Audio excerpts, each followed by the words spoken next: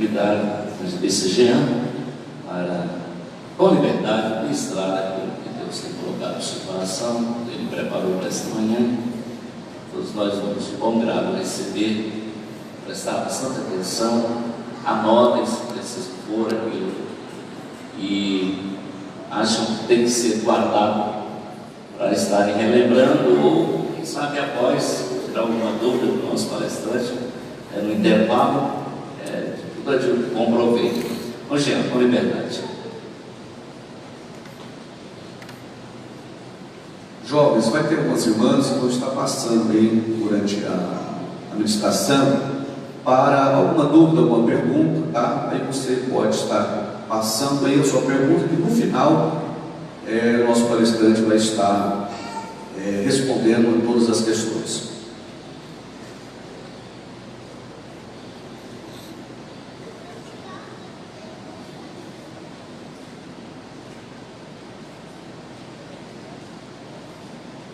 Paz do Senhor a todos. Paz do Senhor, jovens. Tudo bem com vocês? Antes da gente entrar no assunto, eu quero agradecer a Deus por essa oportunidade de estar aqui nesta igreja, conhecendo vocês, conhecendo o pastor Moisés pessoalmente. Lembro quando ele foi líder da Moadec. É uma alegria poder conhecê-lo, conhecer a sua família, o evangelista Tiago, jovem Nico, nós estamos juntos. Deus abençoe pelo convite, pela coragem de trazer aqui para falar sobre esse tema bastante polêmico. Quero agradecer também ao nosso pastor Rogério. Como o Tiago disse, nós sempre realizamos a Assembleia de Deus. Ela tem esse privilégio, essa oportunidade de no 7 de setembro a gente desfilar junto com as escolas. Todos os anos a gente escolhe um tema evangelístico para ser o tema do nosso desfile. E o pastor Rogério me autorizou a estar aqui. E eu louvo a Deus pela vida dele, por atender esse pedido. Eu considero que é de muita relevância nós falamos um assunto tão pertinente, que é a depressão e o suicídio. Agradeço a Deus, a minha esposa, ao Josué, a Cássia, que veio nos acompanhando. Eu disse para o Josué que eu não sou muito bom para dirigir na estrada, eu durmo muito fácil. E ele veio de boa vontade me ajudar a estar aqui com vocês. Antes de nós falarmos algo a respeito do que eu preparei, eu quero deixar claro para os jovens, para os irmãos, que eu não sou psicólogo, tá? Eu não sou psiquiatra, eu sou formado em História e em Teologia, mas desejo no meu coração de aprender mais sobre esse tema, né? Depressão, suicídio. É algo pessoal. Foi uma situação que eu vivi aos meus 15 anos de idade, quando os meus pais se separaram. O meu irmão, ele era usuário de droga, e nós passamos por um problema crítico, financeiro, familiar, né? O meu irmão naquela época tentou suicídio, e eu ainda era muito novo convertido, na minha família somente eu cristão ou crente, servindo a Deus. Com o tempo, esse acontecimento veio trazer sérias sequelas, sérios danos na minha vida de um modo geral. E aí eu passei a sofrer de depressão, passei mais ou menos aproximadamente 7 anos sofrendo com isso. Na época eu tive muita dificuldade, porque na igreja as pessoas não sabiam lidar com esse problema, os pastores, alguns, não posso generalizar, mas alguns não sabiam, e eu fui muito criticado, ouvi muitas palavras que não merecia, né? Diziam até que eu precisava orar, que era moagem, coisas desse tipo, sendo que na época teve situações que eu cheguei a orar 7 horas por dia, e eu tive que ouvir essas palavras, esse preconceito que existia no meio da igreja, que crente não pode entrar em depressão, crente não pode passar por isso. E eu, diante dessa situação, nasceu em mim o desejo de tanto receber, buscar a cura, como entender o meu problema. Existe um certo escritor que diz que a melhor forma de você vencer o seu inimigo é você conhecendo ele. Então foi onde eu incansavelmente nunca desisti de lutar, né? Fiz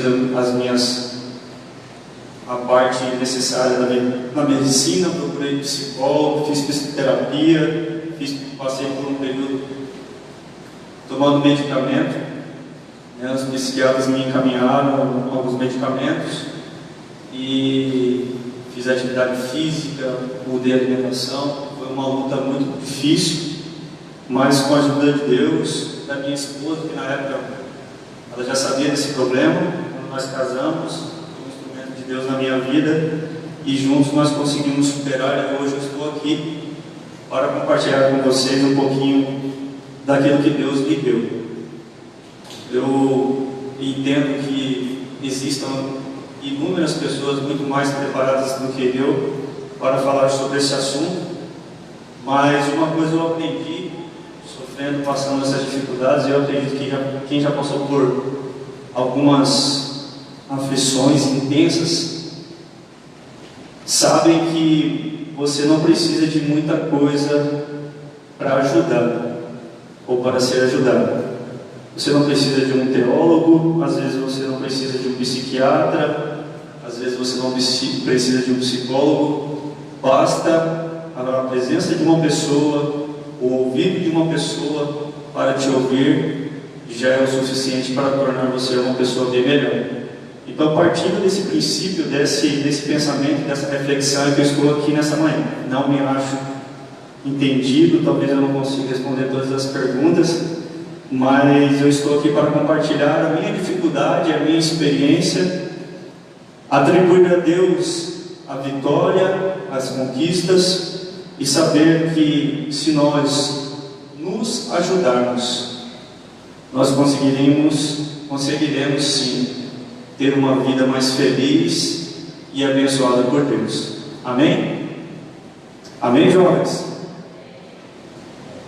Olha, para a minha introdução, eu quero ler aqui uma passagem que está em Tiago, capítulo 5, versículo 17, que diz: Elias era um homem sujeito às mesmas paixões que nós, e, orando, pediu para que não chovesse. E por 3 anos e 6 meses não choveu sobre a terra. Irmãos, eu fiz uso desse versículo porque a Bíblia é muito clara. É muito claro quando diz que Elias, ele era um homem sujeito às mesmas paixões que nós. E ele orou a Deus em certa ocasião. Deus não mandou a chuva. Ele orou a Deus, o Senhor ressuscitou o filho da viúva de Serepta, né? Ele orou no Monte Carmelo, Deus respondeu com fogo. Trazendo para os nossos dias atuais, talvez Elias seria um grande pregador, Elias seria um grande ensinador, um pastor de campo, né? Talvez um pastor presidente. Elias era um homem admirável da sua época.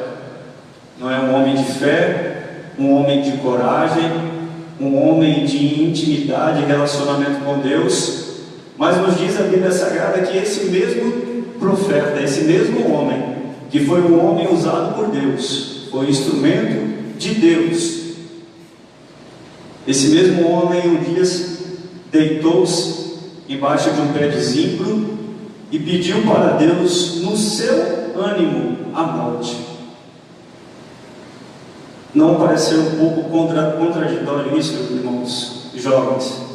Você ser um homem de Deus, você ser um homem que para o tempo, a chuva, você ser um homem que ora, Deus ressuscita, que você ora, Deus manda fogo do céu, e de repente você se depara diante de uma situação de perseguição, que foi a perseguição realizada por Jezabel.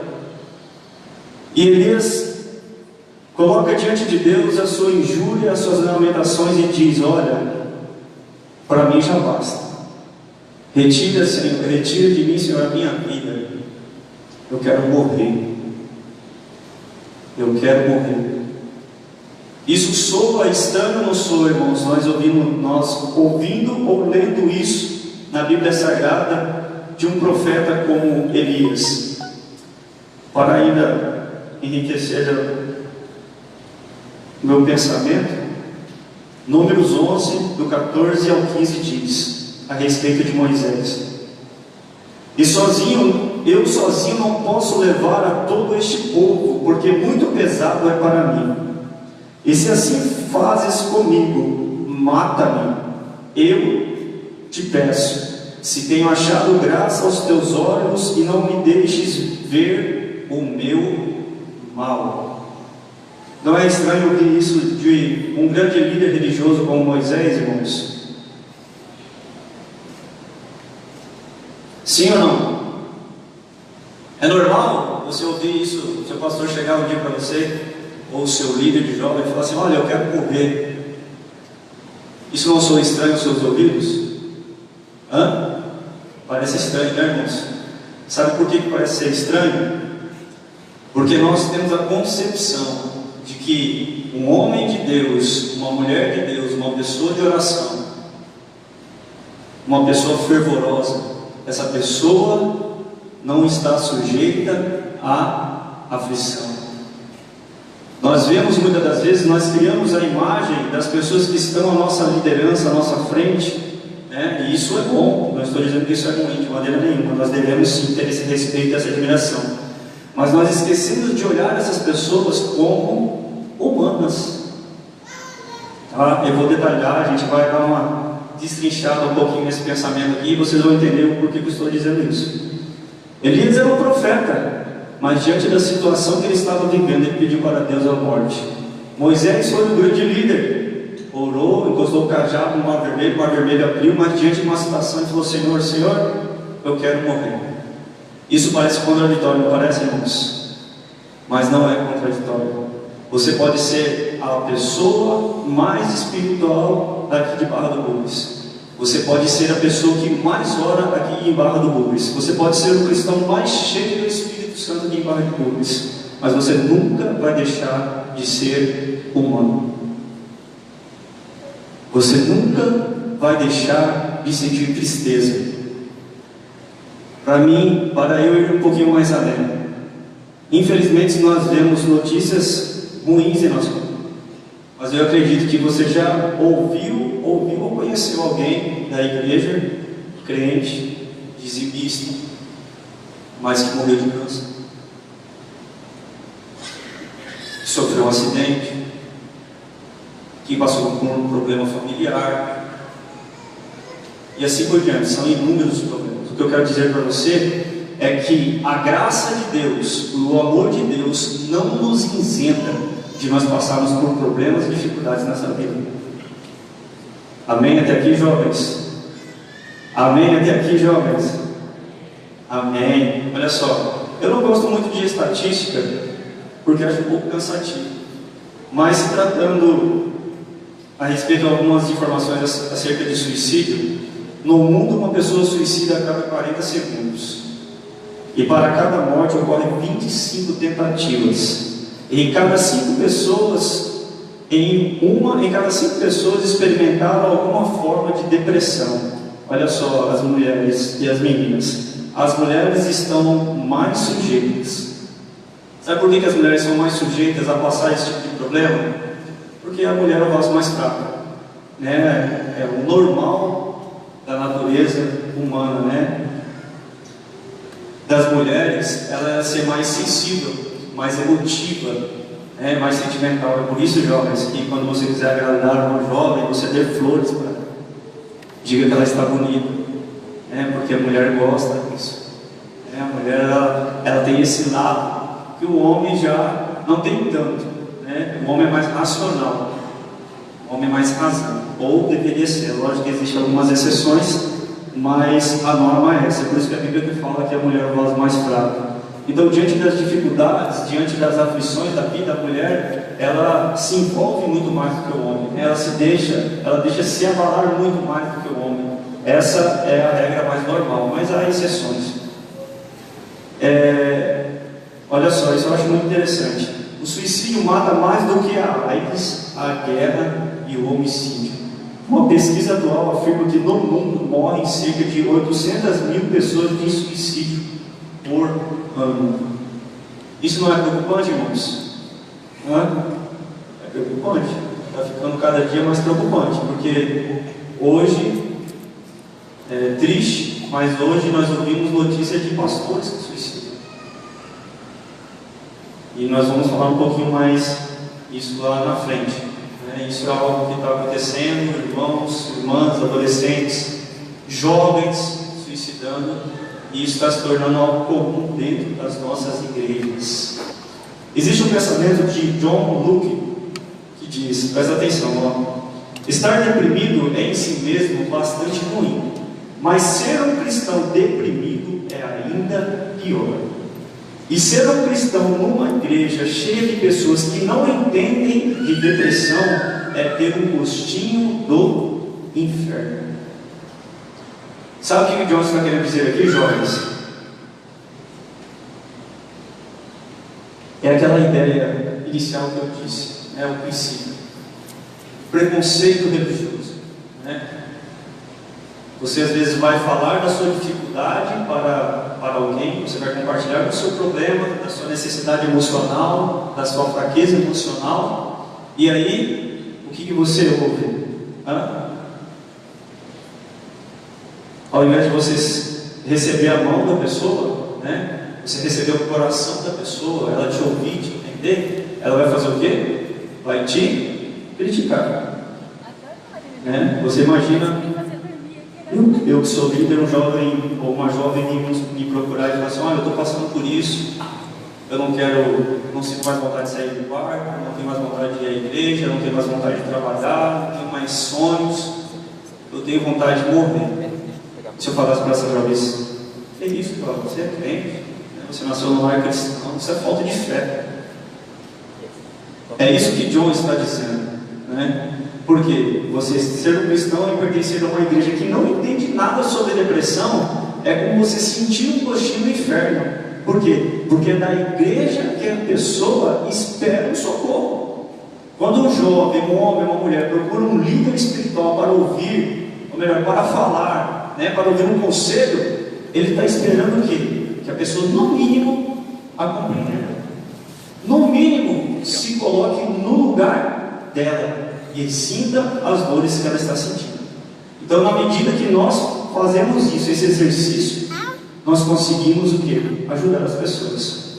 Mas, infelizmente, o que aconteceu muito comigo foi, quando eu ia procurar alguém para conversar e falar do meu problema do meu lar, meu pai tinha ido embora com outra mulher, foi embora para outro país, meu irmão usava droga, tinha tentado suicídio, tínhamos uma vida razoável financeiramente, de repente você receber sacolão na sua casa porque sua mãe não tinha condição de fazer uma compra de mercado, e aí você ia conversar com alguém falava para você assim, tenha fé, jovem, tenha fé.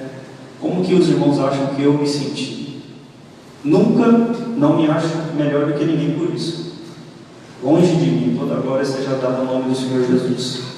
Mas nunca entrei numa secretaria de uma igreja para pregar uma lição. A primeira pessoa que eu namorei foi a que eu casei. Nunca desrespeitei a minha esposa enquanto nós namoramos. Com a ajuda e a graça e a misericórdia de Deus, sempre me esforcei para estar trabalhando, fazendo a obra de Deus. De repente alguém olha para você e fala assim, você precisa ter fé, você precisa orar mais, Então é isso que John está dizendo. Isso é você sentir um gostinho do inferno, é você estar num lugar onde você espera ouvir palavras que vão te ajudar, é você estar num lugar que você espera ser abraçado, entendido, quando menos você espera, você não recebe nada daquilo. Isso é sentir um gostinho do inferno. É por isso que João está fazendo essa reflexão. Se víssemos alguém lutando para sobreviver no meio de uma nevasca congeladora, a última coisa que faríamos era tirar-lhe o agasalho. Então, quando você vê alguém conversando com você, se você sentiu que alguém está compartilhando um problema com você, não menospreze isso. Não faça piadinhas com ela. Não despreze a fé dela, o relacionamento dela com Deus. Estou dizendo isso, mas agora eu vou explicar o porquê que isso é errado. Tá? Ele só vai entrando devagarzinho aqui no assunto, agora a gente vai dar uma mergulhada. Por que a depressão, então, ela causa essa confusão em nosso meio e às vezes, na maioria das vezes, dentro da igreja? Porque a depressão, ela é uma doença. Aprenda, jovens, isso comigo. Por favor, lembre-se, pelo menos ao sair daqui, que a depressão é uma doença. Ela é uma doença abstrata. Aqui mora um grande problema. Por quê? Alguns meses atrás, graças a Deus, já consegui reverter essa situação. Fui fazer um check-up que eu faço todos os anos. O clínico mediu a minha taxa de açúcar no sangue. Eu magro desse jeito, com 35 anos, pré-diabético.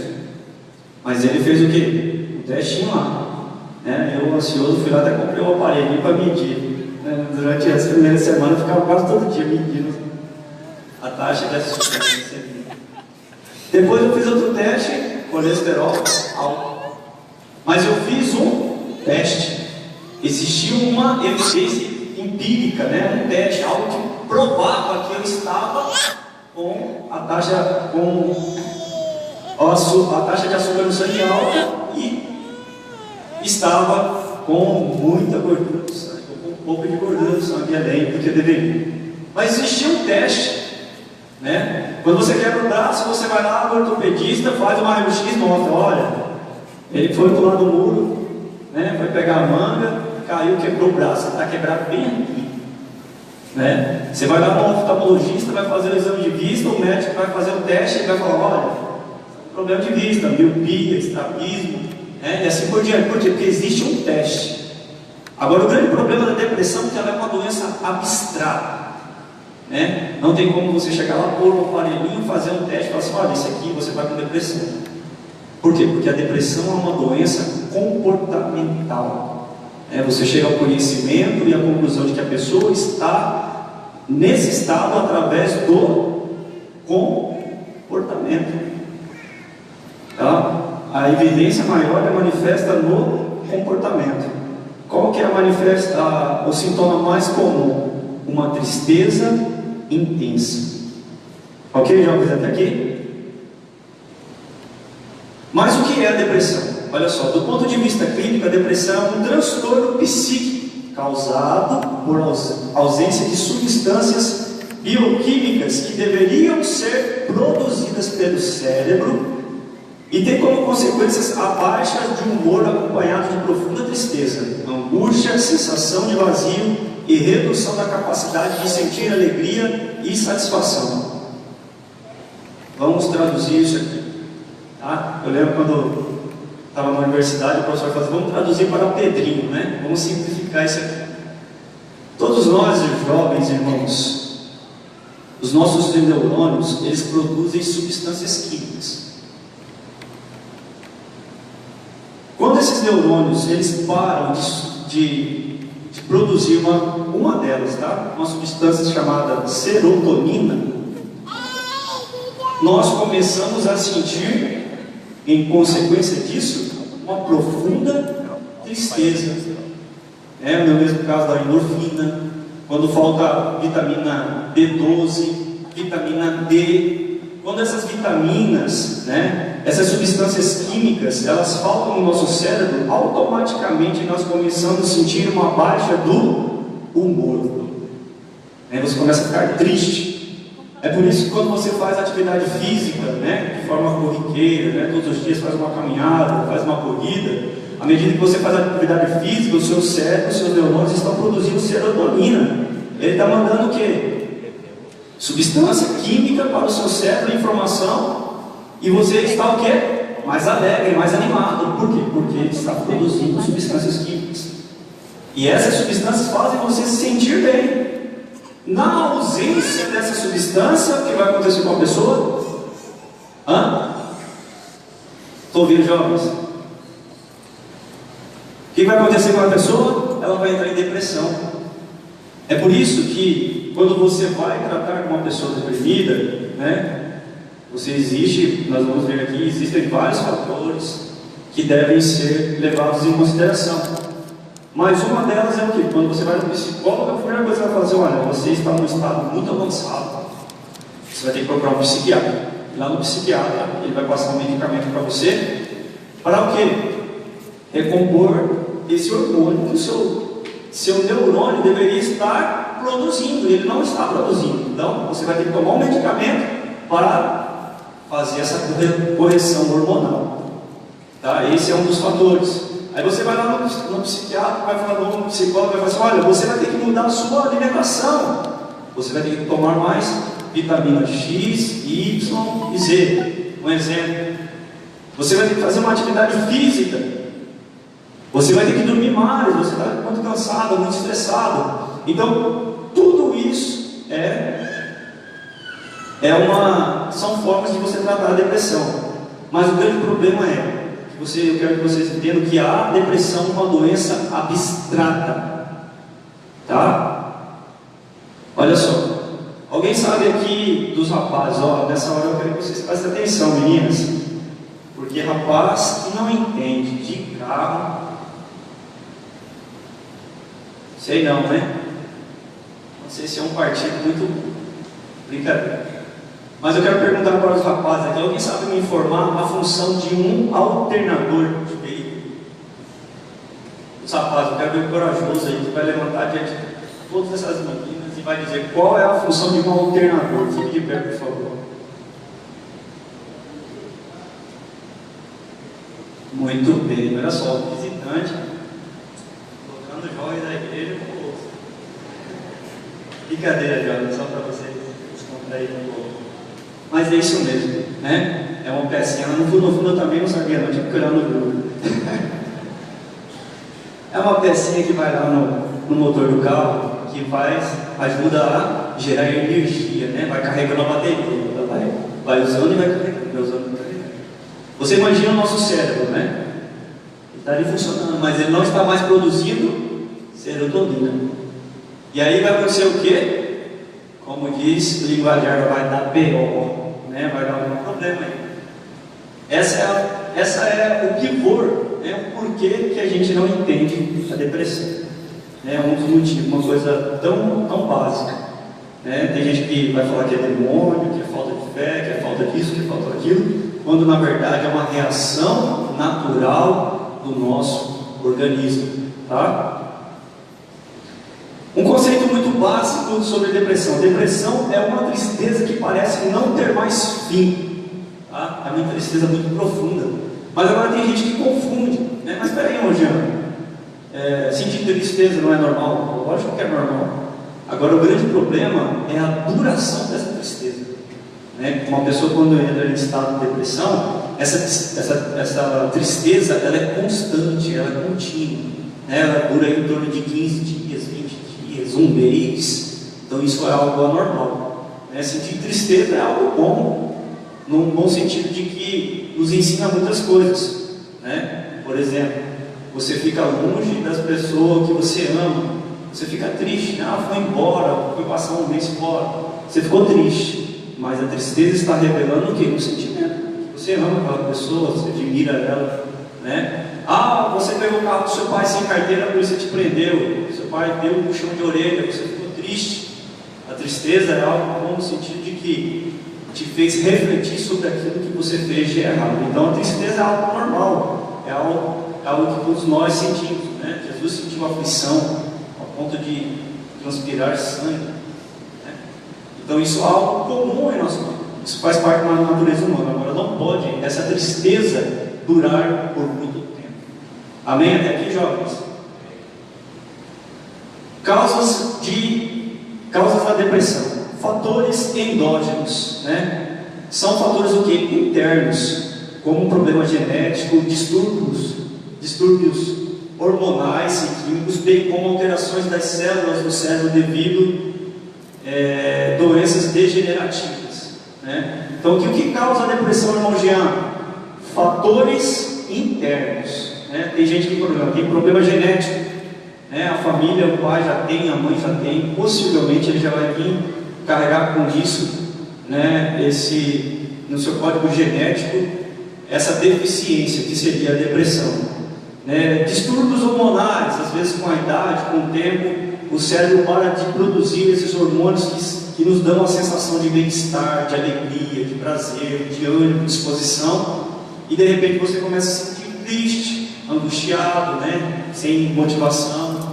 Isso pode acontecer com uma reação do nosso próprio organismo. Então, os fatores endógenos nada mais são do que os nossos fatores internos, que vêm de dentro de nós, do nosso organismo, né? da nossa psique, da nossa mente, né? da nossa vida. Mas existem o que é mais comum, os fatores externos, que é conhecido como exógenos, acontecimentos traumáticos, morte, divórcio, bullying, né? Acidente, desemprego, humilhação. Então, no meu caso aqui, jovens, eu que tive depressão, foi um fator externo ou interno? Externo, né? Exógeno, foi um fator externo. O pai que ficou desempregado e entrou em depressão porque ele não tem dinheiro para pagar as contas de casa, fator externo. Sei lá, alguém que passou por uma situação de divórcio, de traição, é um fator externo. Você lembra da pecinha do carro, do alternador? O alternador não vai funcionar direito e vai parar de produzir energia. Então alguma coisa aí, uma hora, vai falhar, alguma coisa vai dar errado. Mas a depressão, às vezes ela pode existir, ter como causa fatores positivos. Como assim, Rogério? Né? Quem é que não já conheceu ou ouviu falar de alguém que ficou sabendo que está grávida e de repente com a alteração do corpo, né, dos hormônios, aquela pessoa começou a se sentir mal, a ficar triste? De um lado, uma notícia boa, né? Ser mãe é uma vida que vem ao mundo, mas aquela pessoa acabou entrando em depressão. Então, nós queremos limitar as causas, né? É algo bastante complicado, porque pode ser inúmeras causas que podem levar uma pessoa à depressão. Às vezes não passou numa prova, tirou uma nota ruim, não passou no Enem, né? É muito comum, jovens. Nessa época a gente fica meio desesperado, né? Ainda mais você vê lá o seu amigo, passou no Enem e tal, passou para ser doutor, fazer direito, você já passou por aqui, passei para história, né? Mas a gente vai levando. Brincadeira, jovens, mas isso acontece. Tem muitos jovens que entram em depressão porque estudam muito, há uma cobrança excessiva, mas não conseguem alcançar o objetivo. Mitos sobre a causa da depressão. Toda depressão é física, né? Isso é um mito, presta atenção. Isso aí é uma criação da imaginação humana, do pensamento. A pessoa está criando, está inventando, isso é uma ficção. Isso parte da pessoa, é algo pessoal físico, ou pessoal, essa falta de neurotransmissores, esses hormônios químicos, e a pessoa entra em depressão. É só isso que causa, não é só isso, né? Isso é o resultado, pode ser um fator externo que resultou nisso, mas não é isso que causa exatamente a depressão. Pode ser vários fatores que resultam num problema psíquico. Toda depressão é espiritual. Aqui é o calcanhar de Aquiles, né? Aí, você for falar de alguém, para alguém que você está passando por depressão, a primeira coisa que eu vou chegar em conclusão é que você pode estar endemoniado. Ou melhor, você pode não, né? Vamos afirmar que você está endemoniado. Por quê? Porque pode ser demônio? Pode. Por quê? Eu quero que o jovem leia para mim Mateus 17, do versículo 14 ao versículo 18. Uma moça vai ler Marcos, capítulo 9, do versículo 25 ao 27. Um rapaz vai ler Mateus 17, do versículo 14 ao 18. E uma moça vai ler Marcos 9, do 25 ao 27.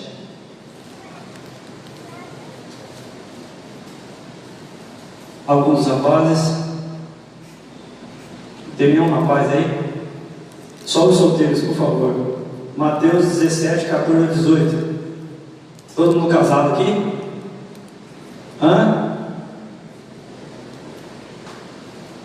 Vou ler com vocês então, hein? Mateus capítulo 17, do versículo 14 ao 18. Depois as moças vão mostrar como é que faz. Ixi, nossa, agora azedou. Quem trouxe Bíblia, levante a Bíblia assim, ó.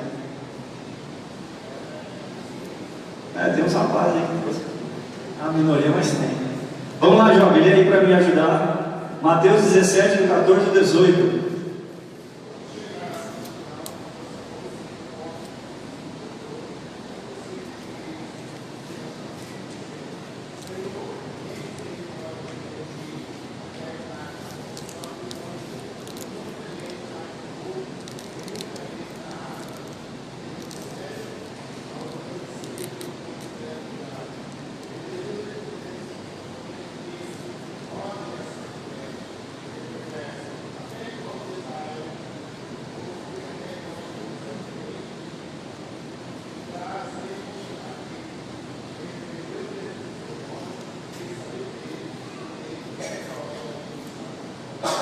Alguém das moças leia Marcos 9, do 25 ao 27.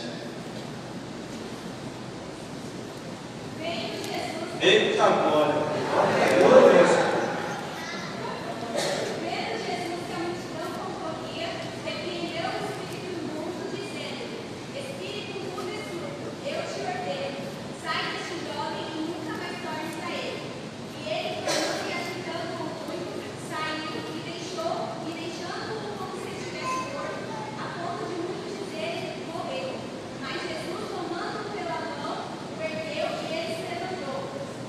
Amém. Obrigado pela paz e as moças que se prontificaram para ler.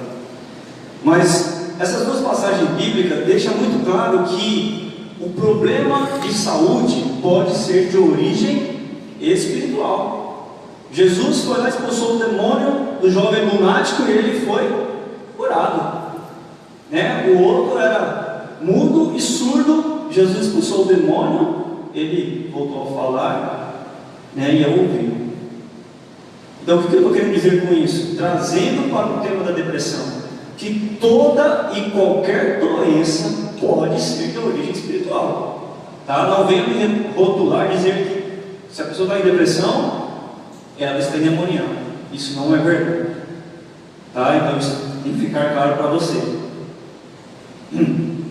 A depressão, ou melhor, toda e qualquer doença pode ser de origem espiritual. Olha só, devemos ressaltar a possibilidade de que enfermidades mentais, bem como físicas, podem ser causadas por sessão demoníaca, mas isso não é uma regra. Amém? Até aqui? Aqui que nós podemos tirar isso, irmão Jean. Nós não podemos rotular a causa que leva uma pessoa a ter depressão, Da mesma forma que a pressão do nosso organismo pode subir porque você correu na rua demais, Uma vez eu fui corri 12 km, primeira vez na vida, nunca tinha corrido, arrebentei o joelho, tive que ir no ortopedista, coração batendo a mil, mas a pressão foi causada porque eu corri. Mas tem pessoas que podem ter alteração de pressão por outro motivo, Uma notícia ruim, uma situação de trânsito, a pessoa vai lá, fecha, bate no seu carro, você fica nervoso, a pressão sobe. Da mesma forma, a depressão ela pode ter inúmeras causas, A gente não pode chegar aqui e definir por isso ou por aquilo, A minha causa é uma situação, a causa de outra pessoa pode ser uma outra situação. Amém até aqui, jovens? Agora vamos a algo bastante interessante e importante, que são os sintomas. Como então eu vou chegar à conclusão que uma pessoa está passando por depressão? Olha só. Os sintomas da depressão podem ser vários, mas aqui destacaremos os que consideramos mais comuns.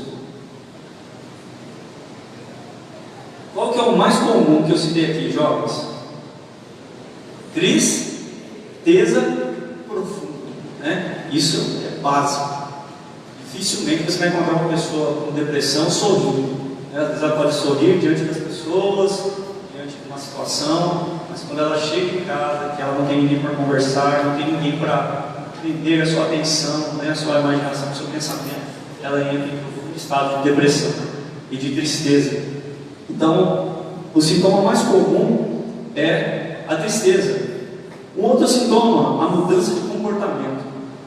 Aquela tristeza, ela é tão profunda, tão forte, que altera a vida da pessoa de um modo geral. A pessoa perde a vontade de trabalhar, a pessoa perde a vontade de fazer coisas que outrora ela gostava de fazer, né? Aquele jovem que gostava de ir com você na praça no domingo ou no sábado à tarde tomar tereré, né? De repente ele não quer mais sair nem para tomar um tereré.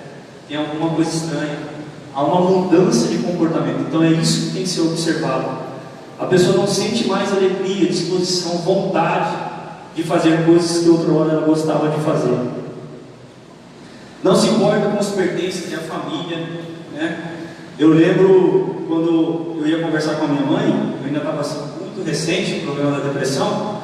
Eu procurava minha mãe para conversar, e minha mãe falava assim: mas meu filho,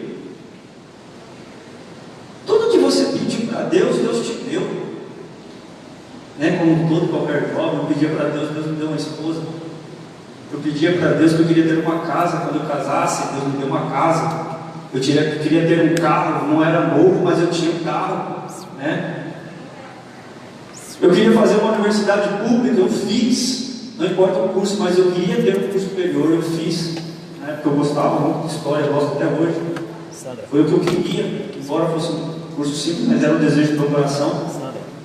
E a minha mãe lançava tudo aquilo no meu rosto e dizia: mas por que você está se sentindo assim? Né? Você tem tantas coisas. Quando você está em depressão, você pode ser a pessoa mais rica do mundo. Você daria tudo o que você tem para você não ter aquele sentimento. Então todas as coisas perdem o sentido. Por quê? Porque aquele sentimento é uma tristeza muito forte. É por isso que você vê pessoas suicidando. Ah, pastor suicidando. Me perdoe dizer isso, mas é a realidade, né? Não adianta esconder. A gente vê pessoas ricas, né? A gente vê pessoas famosas, pessoas que fizeram sucesso. Por quê? Porque a depressão é uma doença. E quando você está doente, você vai aonde? Nós que servimos a Deus primeiro, nós vamos apresentar diante de Deus. Mas depois, você vai para onde? Para onde, jovens? Vai para a escola? Nós vamos para o médico. Quando você está doente, você vai para o médico. E preste bem atenção nisso que eu vou dizer para você. Tem pessoas que vão falar e criticar da sua fé, vão criticar o seu comportamento, se você sabe de alguém ou se você talvez esteja passando por isso. Mas essas pessoas, quando estão com dor de cabeça, sabe o que elas fazem? Elas tomam de pirona. Quando está anêmica, vai fazer o quê? Vai comer fígado, vai tomar vitamina, porque é muito comum, muito fácil nós termos fé para as outras pessoas. Não é fácil você falar assim: não, você vai vencer.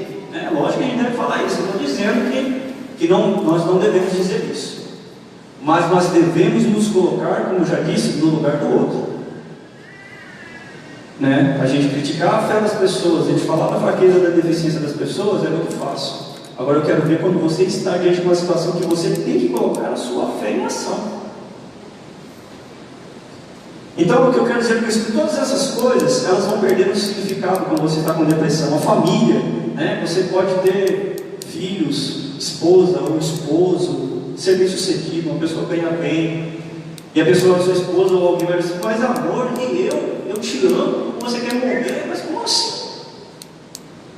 Que tristeza é essa? Eu não posso sentir. Não é que você não faz sentido, é que eu não consigo sentir algo que tire essa tristeza de dentro de mim.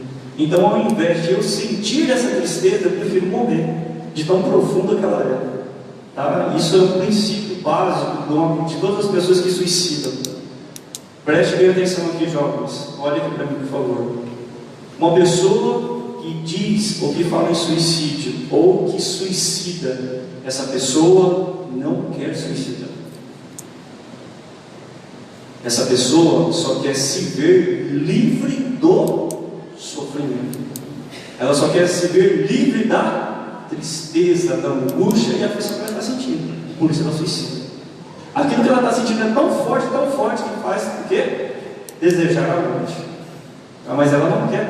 Ela quer se ver livre dessa aflição. Então, essa tristeza ela é tão profunda que todas as outras coisas perdem o sentido, perdem o significado.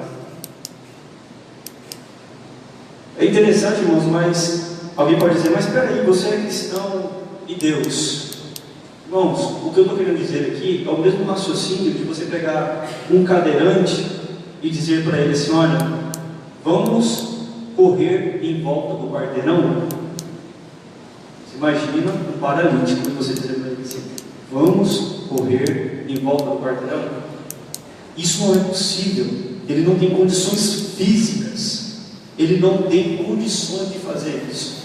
Então, quando você for conversar com uma pessoa que está passando por depressão, não adianta você querer exigir algo da parte dela. Ela simplesmente está no limite dela. Ela não tem condições. Por quê? Porque faltam substâncias químicas no cérebro dela que fazem ela sentir aquilo que você está sentindo. É igual você pegar e falar para um cego, olha, lê para mim o Salmo 23. Ele não tem condições físicas para isso. Vocês estão entendendo, jovens? Está ficando claro? Amém?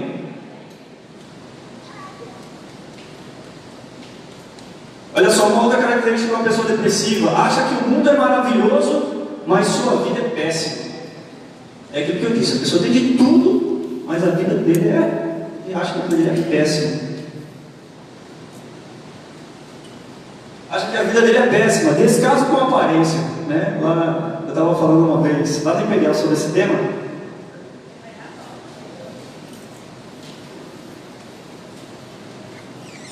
Não sei se você conhece o presbítero Gabriel Thomas. Já pegou aqui? Então, nós fomos jovens no mesmo conjunto quando o pastor Rogério era o líder. Nós temos muita liberdade, graças a Deus pela amizade dele. Uma vez a gente sempre gosta de brincar, e ele fez uma brincadeira em público comigo, né? Foi pregar lá na sede, só olha, na hora de pregar, ele falou, eu conheço muito o Jean e tal, e fez umas brincadeirinhas lá, os jovens ficaram rindo de mim. Eu falei assim, é uma hora que pega, né? Fui lá na igreja dele, falei assim, olha, um dos sintomas da depressão é o descaso com a aparência.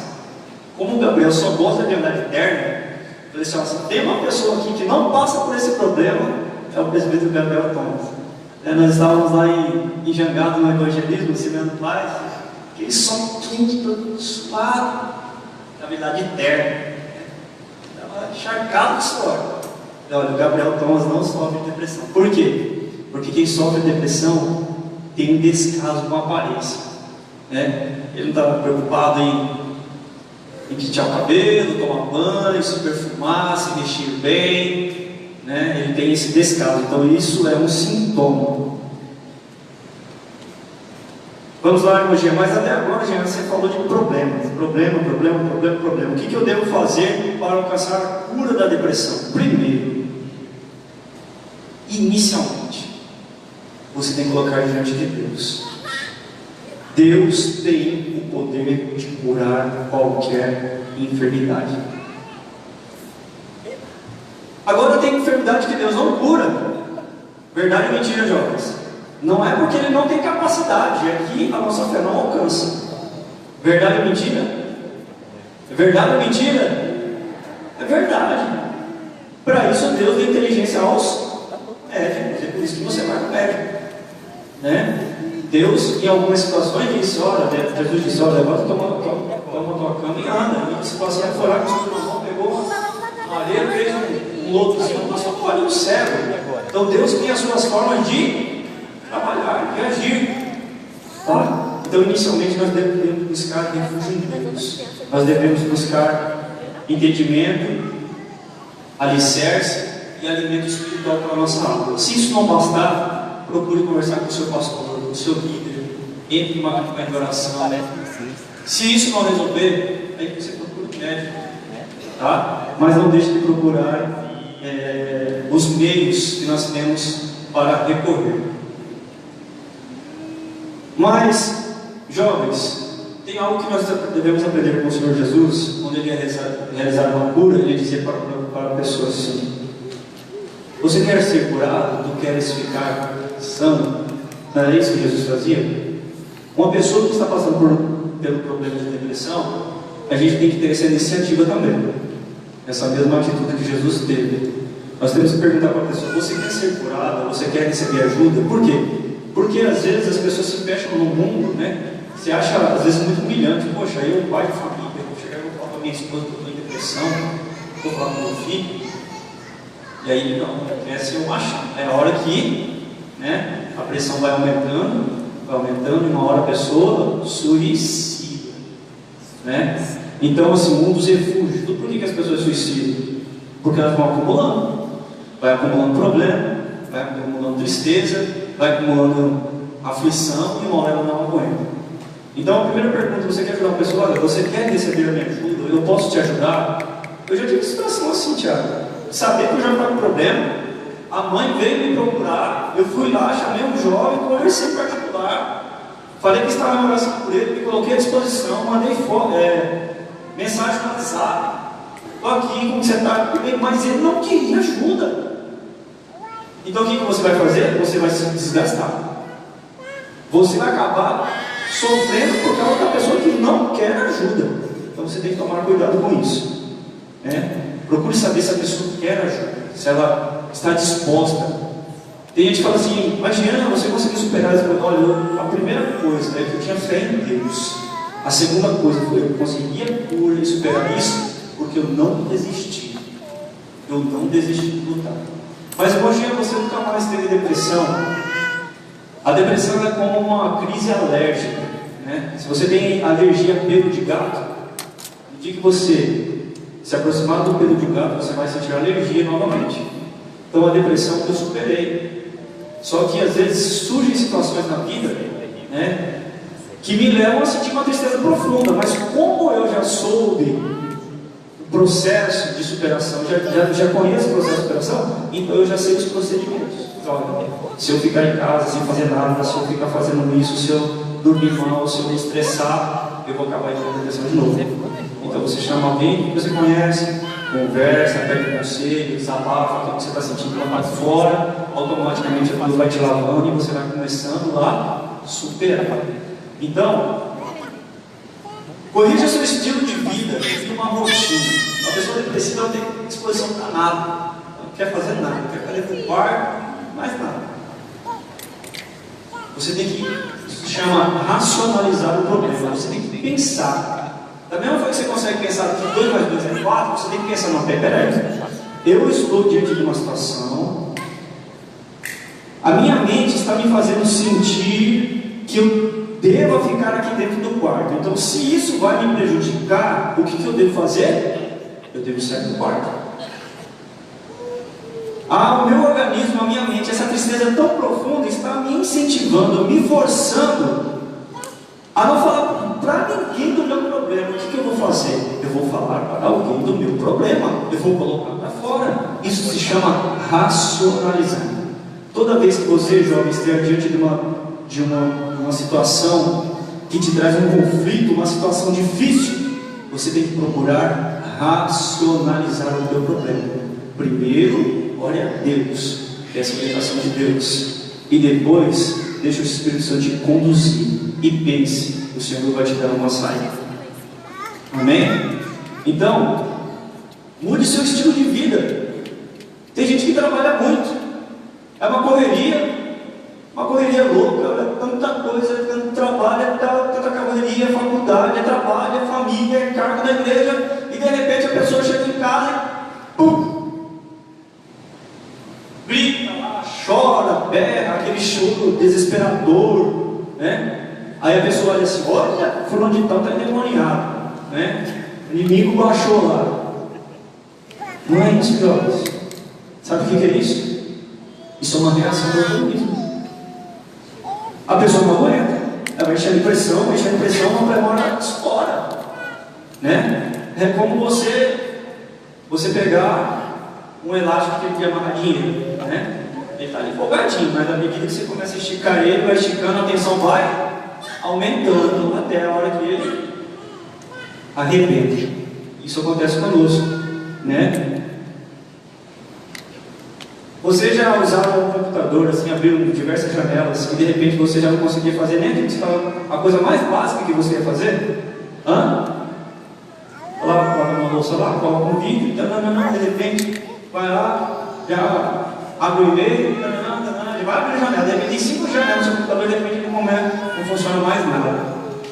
Isso acontece conosco. Tem gente que surta. Então o que eu tenho que fazer? Tem que mudar meu estilo de vida. Eu tenho que sair com a minha família. Eu tenho que tirar um dia de folga. Eu tenho que um dia dormir até mais tarde. Eu tenho que me dar o direito de fazer aquilo que eu quero fazer. Eu quero aqui deitar na rede e ficar aqui tomando tereré 2, 3 horas e não fazer mais nada. Eu tenho que me dar o direito de fazer. Você é um ser humano. Você precisa ter momentos de obrigação, você precisa ter momentos de dificuldade, de trabalho, que exige o seu esforço, a sua meditação, mas você tem que ter o seu momento. Jesus tinha isso. E isso não é pecado não, irmãos. Não é pecado. Não é errado. Tem pessoas que não conseguem superar a depressão. Por quê? Porque não mudam a sua rotina. Quando eu fui para a psicóloga, Tiago, eu estava na universidade, estava no último ano, muita coisa para eu fazer, trabalho, cargo na igreja, tanta coisa. Eu fui entrando num estresse, assim, numa correria, não dormia mais à noite. Aqui, ó. O psicólogo falou assim para mim: Jean, fala para mim uma coisa que você gosta de fazer. Eu falei: você gosta de ir para o sítio. Ah, é? Você gosta de sítio? O que mais? Eu gosto de tomar banho de rio. O que mais? Eu gosto de ouvir barulho, cantar com os pássaros. O que mais? Eu gosto de sair com minha esposa, sentar numa praça, dar uma volta no parque. O que mais? Eu fui falando para ela. Sabe o que ela falou para mim, pastor? A partir de hoje você vai fazer isso uma vez por semana. Uma vez por semana você vai fazer isso. Irmãos, felicidade. Fazia tempo que eu não sentia alegria. Alegria que eu não senti depois que eu passei a fazer uma vez por semana algo que eu gostava de fazer. Então, a pessoa está com depressão, peraí, muda o seu estilo de vida.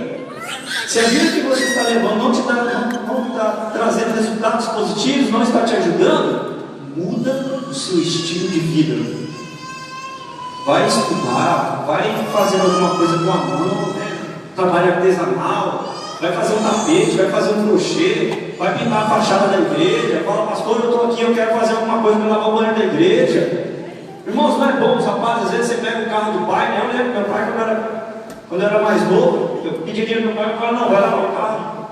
Quando você quer? Vai lavar o carro, vai passar cera, vai engraxar meu sapato. Você vai lavar bonitinho, passava cera, pegava lá o aspirador, às vezes não tinha esse aspirador, era uma escova mesmo, pegava essa escova, passava naquele pelo do tapete do carro, deixava limpinho, né? O carro do meu pai bonito, né? Dava uma arrumada assim, hoje ele tem carro, ele sabe o que ele faz isso. Então a gente vê resultados bons, né? Você chega lá no quintal da casa da sua mãe, lá tá aquele matagal lá, peraí, eu vou carpir esse negócio aqui. Depois, rapaz, olha quanto tempo eu perdi, né? Fazendo alguma coisa útil lá dentro daquele parque, não queria fazer nada. Eu vou estudar, eu vou ler um livro, né? Hoje eu nem falei dos livros, porque tomar muito tempo, mas vou ver se dá para falar com ele sobre esse livro. E daí você procura, muda a sua rotina de vida. Começa a fazer, vai tocar um instrumento, vai tocar um violão, vai aprender a tocar sax. Né? De repente você acha um talento, um dom, você acha que você não sabia que tinha.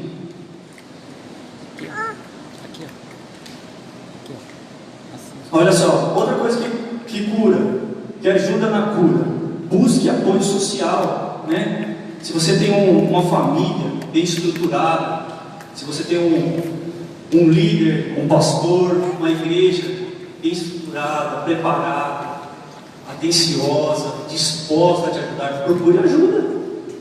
Procure ajuda. Converse com seu pai, com a sua mãe. Um dos meus melhores psicólogos era o meu pai. Meu pai é uma pessoa extremamente otimista e cheia de fé.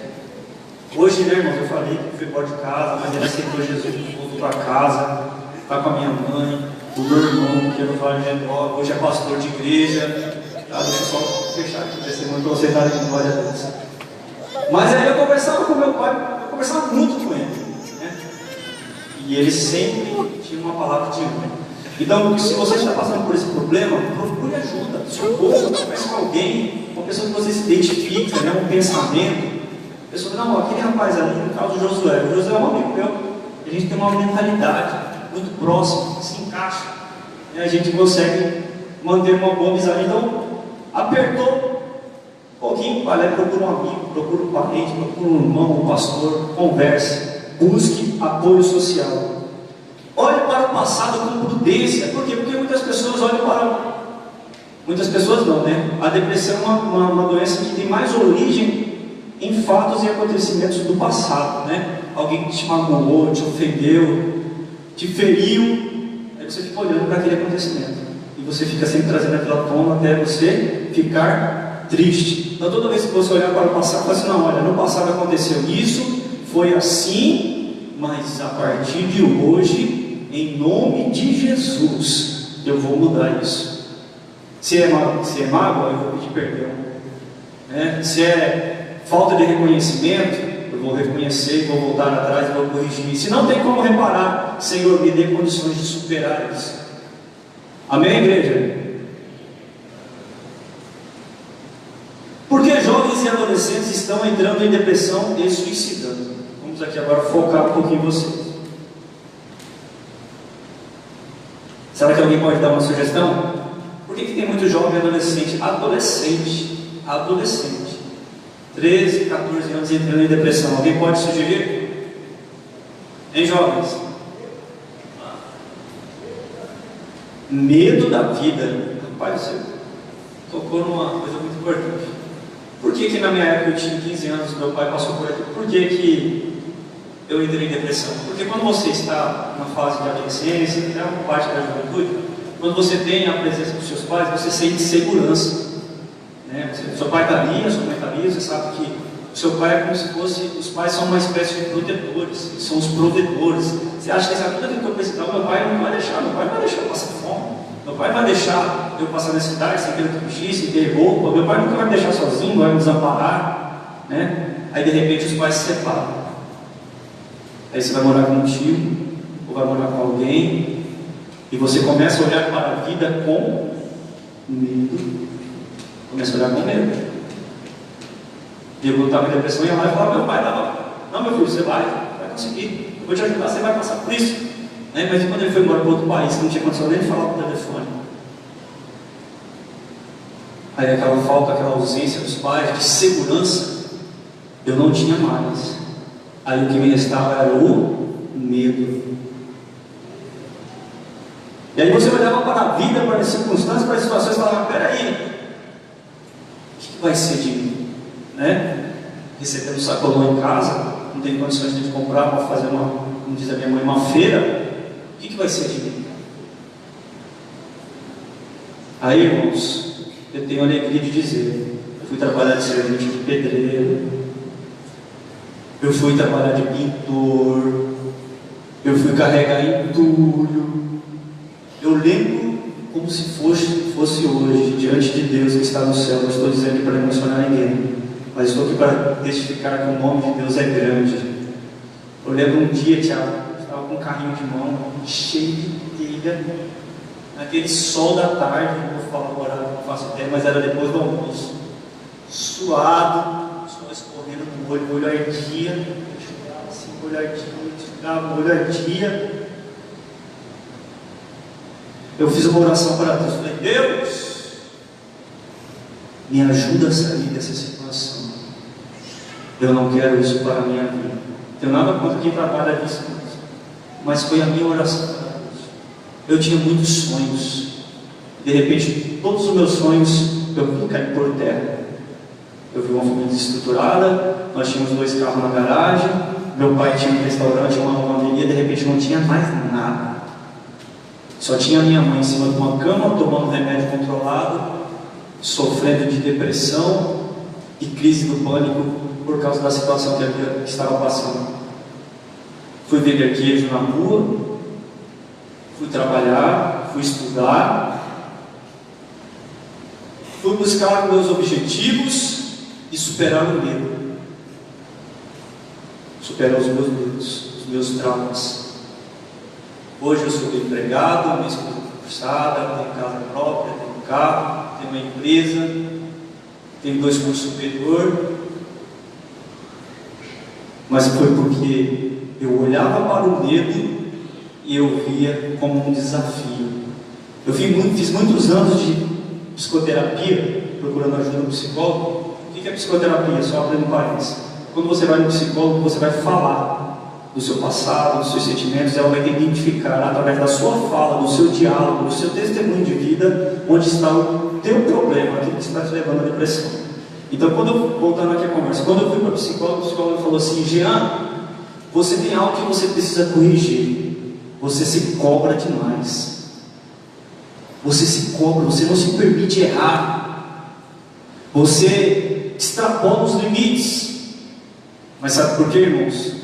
Por aquilo que o jovem ali disse, por causa do medo. Eu queria ser alguém, eu não queria ser alguém como meu pai, eu não queria ter a família que eu tinha, toda destruída. Eu queria realizar os meus sonhos. Então o medo é o motivo pelo qual leva muitos adolescentes e jovens à depressão. Nessa faixa etária de adolescência e juventude, é uma fase de resiliência. Essa fase tem diferente da idade adulta. Então eu posso ler até aqui. Já perdi o horário.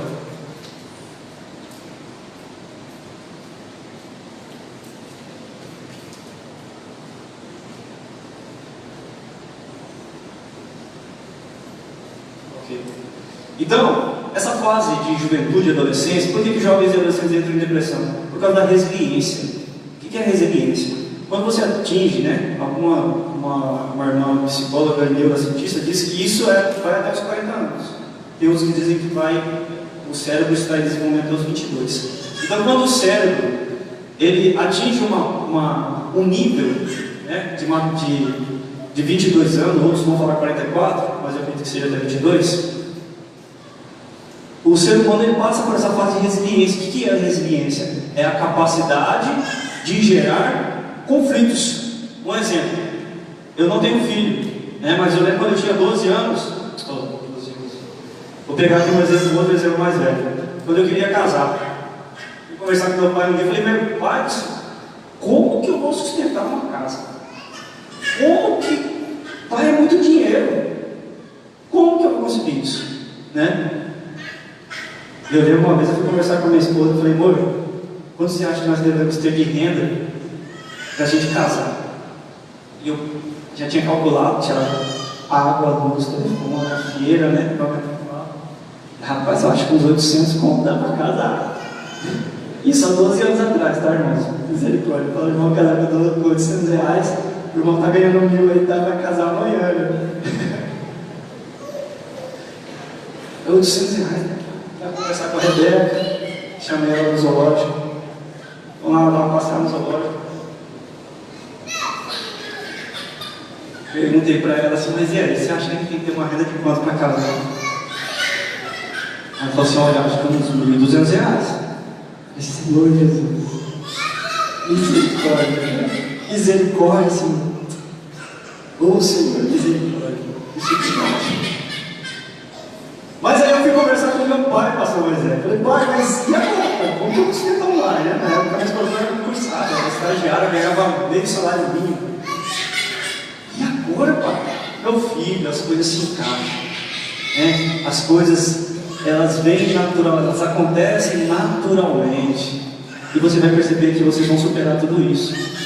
Mas eu ainda estava tendo aquela fase ainda de resiliência. Para mim, o meu cérebro não estava preparado para os conflitos. Trabalhar para pagar água, luz, telefone, né? Vestir a Rebeca, comprar sapato, né? Como que eu vou fazer isso. Meu Deus do céu. Teve uma vez que eu falei para ela assim, ela vai falar, olha, eu vou te garantir uma coisa, comigo você não vai passar fome. Como se fosse a coisa mais, suficiente. Mas enfim, irmãos, eu estava naquela fase de resiliência, eu não sabia gerar conflitos, administrar conflitos, melhor dizendo. Eu não sabia administrar. Então o adolescente, o jovem, ele entra em depressão, por quê? Porque ele está diante de situações que ele não sabe administrar. Aí vem a pressão da sociedade, vem a pressão da família, e ele não sabe o que fazer. Mas é porque ele não tem capacidade? Não, é porque é natural da faixa etária dele. Quer ver?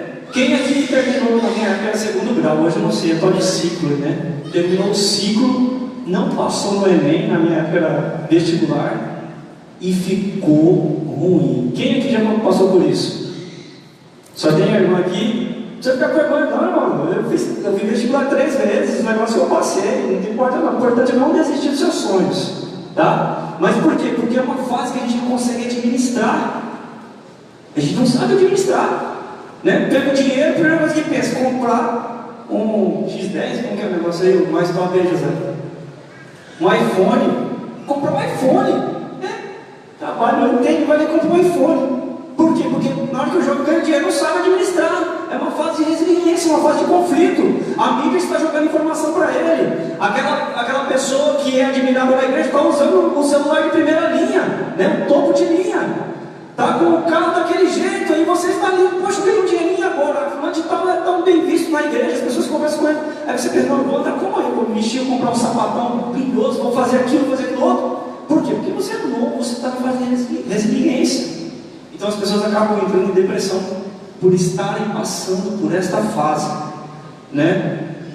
É aquilo que eu disse, seu amigo passou no vestibular, seu amigo passou no concurso, conseguiu um emprego, você não conseguiu nada. E aí? Eu tenho que fazer alguma coisa. Então cuidado com essa fase, jovem. Isso passa. A vida não se resume só a problemas. Na vida realmente você vai passar por situações de frustração, né? Vai estudar, vai projetar um sonho, um objetivo, e de repente você não vai alcançar. Mas você já tem o principal, que é Deus. Você tem o principal, que é o Espírito Santo. Você sendo fiel e temente a Deus, você tenha certeza, jovem, que se você fizer a sua parte, Deus não vai deixar você na mão. Você pode dar glória a Deus por isso, jovem? Amém? Vida super protetora dos pais, né? Nessa fase de resiliência, de adolescência e juventude, os pais ficam protegendo, né? Você queria um celular, ele dava. Você queria uma roupa de tal marca, ele dava. Você queria um carro, ele arrumava o dinheiro no carro e o combustível. De repente você vai chegar na juventude. O pai fala, não, peraí meu filho, você não passou até hoje, e você não está estudando, o que você vai fazer? O mínimo é estudar. O mínimo, o básico é estudar. Você não está fazendo isso. O que você vai fazer? Vai trabalhar. Eu vou te dar um carro, mas você vai arrumar o combustível, né? Eu vou te dar o sapato, mas você vai comprar roupa. Eu te dou a roupa, mas os gastos de baguncinha, com Coca-Cola, com sorveteria, com açaí, você se vira. De repente, você que estava assim debaixo daquela bolha de proteção, né? A mãe não deixa comprar nada, cuidado. De repente você sobe um degrau na vida. Você entra na juventude e de repente você fala, peraí, agora. E agora, quer dizer que agora eu tenho que comprar minha roupa? Eu tenho que trabalhar. Então, essa mudança drástica, essa ruptura, né, na vida, leva as pessoas às vezes não entenderem essa mudança que é natural. E aí acaba entrando em depressão, em aflição, em angústia, né, complexo de inferioridade. Eu não consigo, não sou ninguém. É muito comum sentir isso nessa faixa etária. Fulano de tal, sei lá, consegui comprar uma moto, eu ando de a pé, né? A gente tem mania de fazer isso, né? Como o Azaf. Olha para a vida do ímpio e depois olha para nós que a gente quer comparar. Peraí, se for Deus e comigo não acontece nada. E fulano de tal que nem tem a Deus, até um pouquinho rebelde, de repente, sei lá, ele está bem. A gente começa a fazer comparações. Por que jovens e adolescentes entram em depressão? A receita do bolo não dá certo. Às vezes o pai e a mãe dizem: olha, você vai fazer isso, isso, isso e vai ser bem sucedido. De repente seu pai chega em casa, sua mãe chega em casa desempregada. Ah, mas espera aí, meu pai trabalhou tanto. Meu pai trabalhou tanto e agora está desempregado. Era uma receitinha, né? Estudo, estudo, estudo. Você vai conseguir ser bem sucedido. De repente a receita do bolo dá errado. Mas peraí, isso não é bem assim. Isso não é uma regra, há exceções. Então essas surpresas que a gente se depara da vida, muitas das vezes nos levam a ficar triste e a entrar em depressão. Tá? Tomemos cuidado com isso. O mundo virtual e tecnológico, né? Isso é uma coisa que a gente tem que tomar cuidado, jovens. Tecnologia, né? A gente tem mania de associar a felicidade à conquista, coisas materiais, né? Você lê um livro de romance, de ficção e vai lá contar uma história brilhante, você olha para a sua, não tem nenhuma estrelinha, né? Então cuidado com isso. Cuidado, isso é ficção. Não compare o mundo fictício, ilusório, com a sua vida real. Eu estava lendo um livro sobre depressão. Ele dizia que muitas das pessoas lá nos Estados Unidos, depois que assistiram o filme de Avatar, acho que não sei se é infantil, acredito ser infantil, não assisti, mas a ideia é de que aquele mundo é um mundo perfeito. Aí as pessoas que assistiram aquele vídeo, aquele filme, né, existia um mundo de Pandora.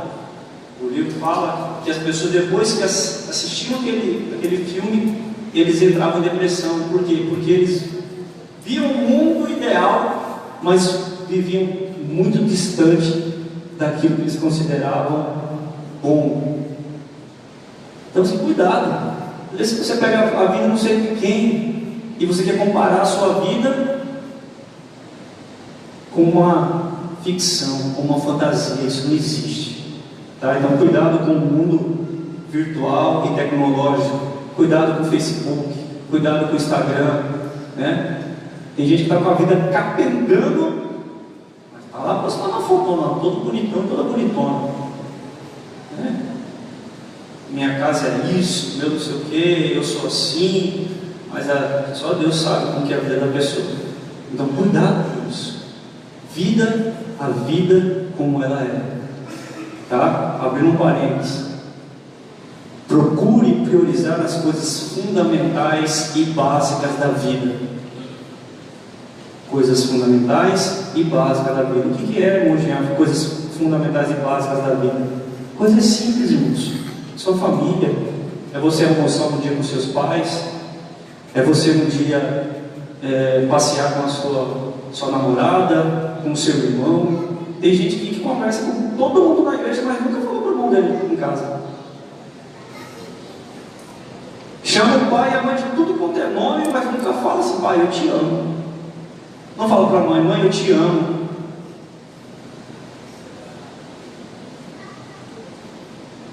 Então não esqueça das coisas básicas, das coisas fundamentais. Chega em casa, chama sua mãe, seu pai, fala: pai, vamos ler a Bíblia hoje, vamos cantar um hino, vamos orar a Deus, vamos fazer uma campanha de louvor. Pai, vamos evangelizar hoje. Pai, vamos estudar a Bíblia. São coisas básicas, irmãos. Coisas básicas. Aí pensa que vai ser feliz se ganhar um salário de 10 mil reais, de 20 mil reais, de 15 mil reais, se comprar um carro. E isso foi o erro que Salomão cometeu. Sugiro a todos os jovens: leiam o livro de Eclesiastes. Vou abrir um parênteses aqui, irmãos, porque os jovens e adolescentes entram em depressão. Se você olhar o livro de Eclesiastes, capítulo 2, 1, 2 e 3, você vai ver Salomão falando de tudo aquilo que ele conquistou e tudo aquilo que existe é vaidade e aflição de espírito. E ali ele está falando, não é vaidade de beleza não, de cuidar do cabelo, de roupa. A palavra ali para vaidade é inutilidade. É inútil. Inútil. A própria palavra eclésia, que dá o nome de Eclesiastes, é uma assembleia. Então, ali naquele livro ali de Eclesiastes, Salomão está como que fazendo um discurso a uma assembleia, a uma eclésia. E ali ele está relatando os fatos da sua vida. E se você olhar no livro de Eclesiastes, no capítulo 2, ele vai dizer assim: olha, tudo aquilo que o meu coração desejou, eu fiz. Tudo aquilo que a minha alma desejou, eu fiz. Vou ver se eu encontro aqui, jovens.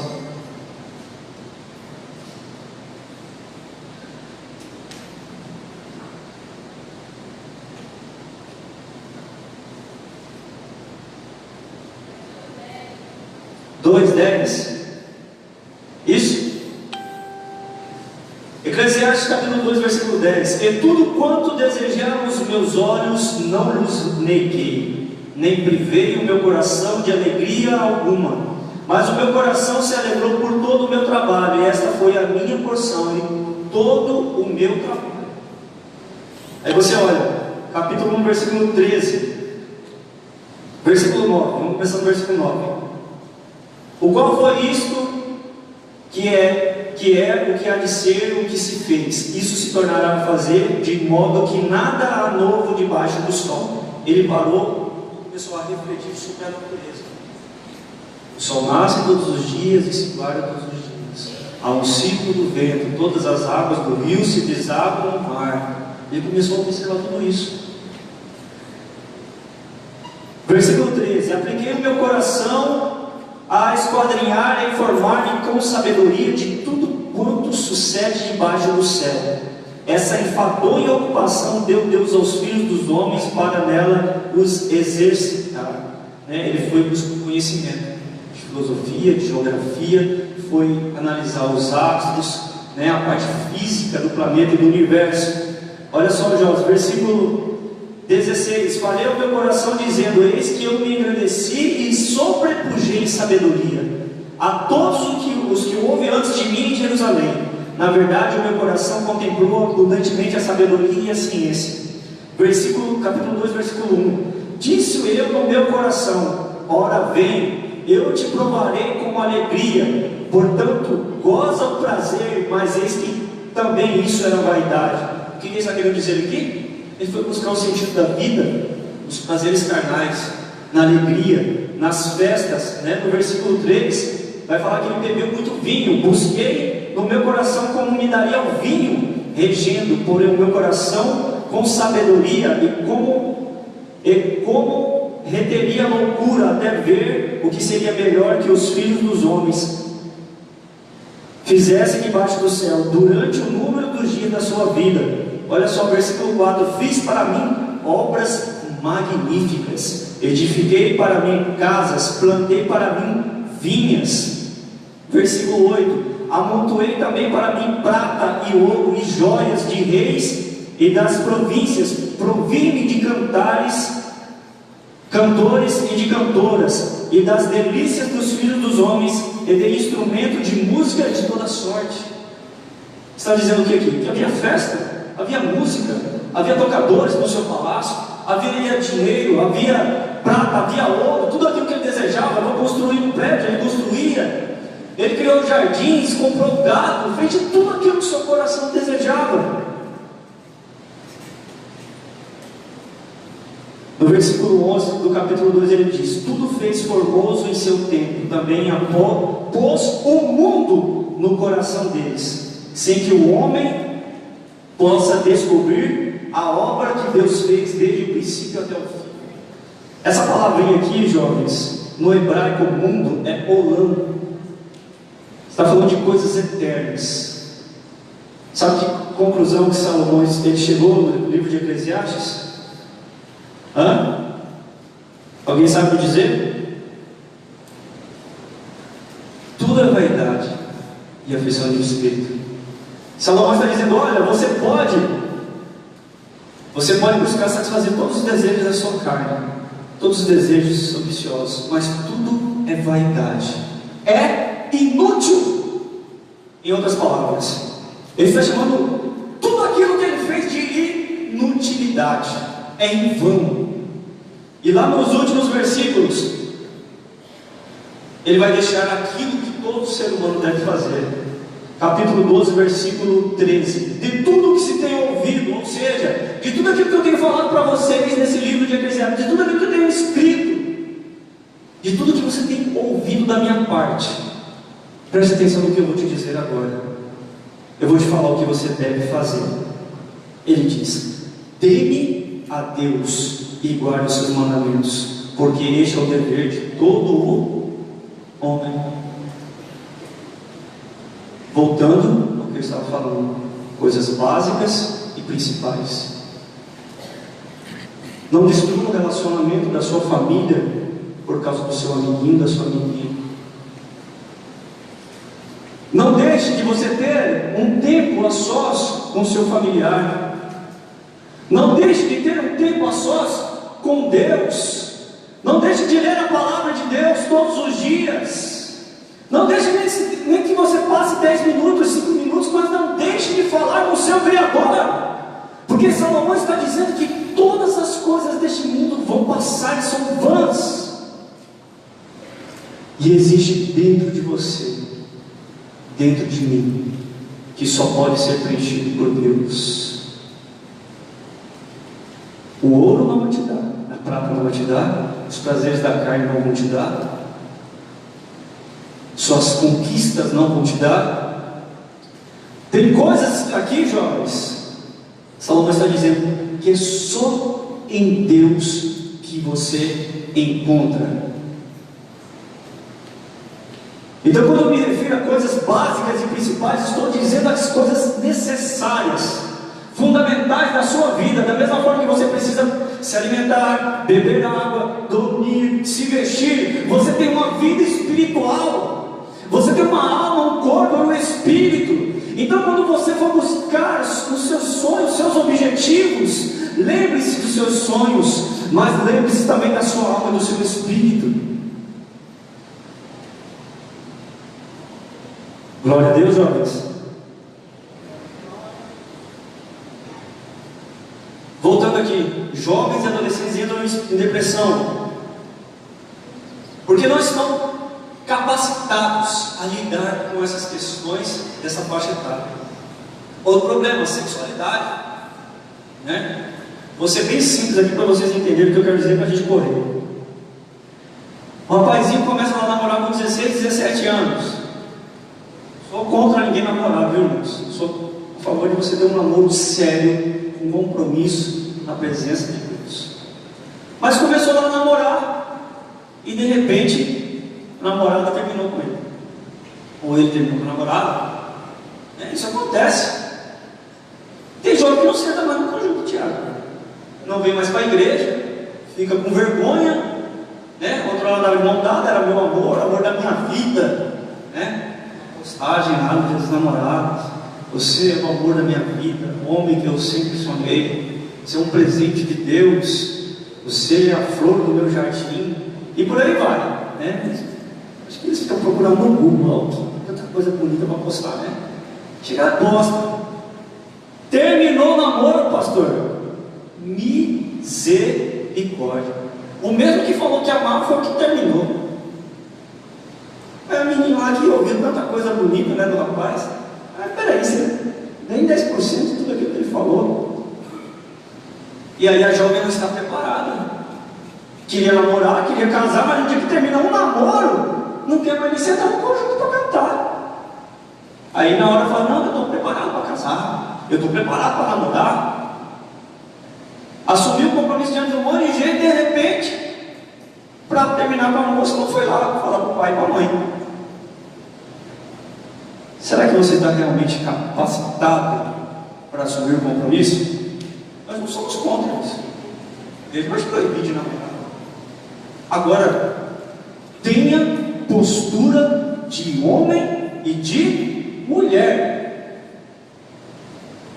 Vou sair da igreja, vou abandonar o evangelho porque ele terminou comigo, porque ele me traiu. Que cristianismo é esse? Que fé é essa?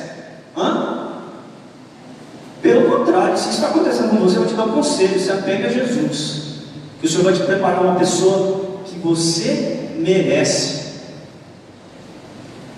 Tá? Então tome cuidado com esses conflitos. Sexualidade. Cuidado, jovem, com a pornografia. Cuidado com o namoro escandaloso. Tem jovem que se pega na mão da moça, ele anda a cidade inteira. Agora tem jovem que se pegar na mão da moça, vai ficar escandalizado. Então aprenda a administrar os seus conflitos. Tenha maturidade, senão você vai arrumar problema. Me perdoe dizer, jovens.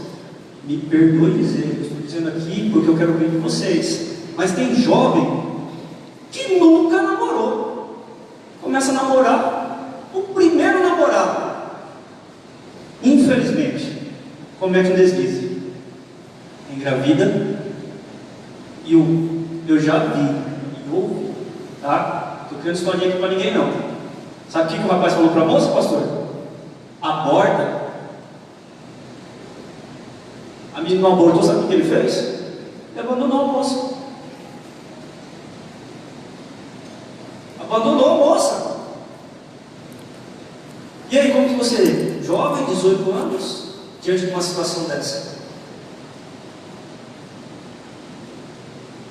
Ah, não, já isso não acontece.